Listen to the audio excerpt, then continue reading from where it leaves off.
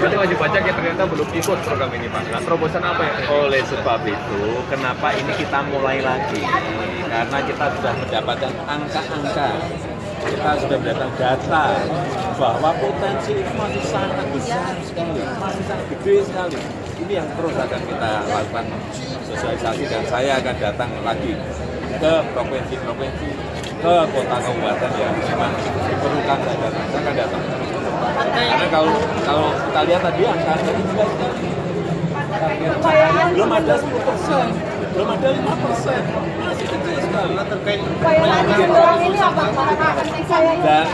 Dan kita harus optimis. Karena nanti hasilnya nanti optimis bahwa masyarakat kita mempunyai kesadaran dan kemampuan terhadap pembayaran pajak. Pak, pertemuan dengan tokoh agama tadi Pak. Pertemuan Pak. Pertemuan para ulama Pak. Apa yang dibahas tadi Pak? Oh ya kan, kita mau minta masukan-masukan dari ulama-ulama mengenai hal yang berkaitan dengan kebinekaan kita, hal yang berkaitan dengan hubungan antara ulama dan umaroh sebaiknya seperti apa.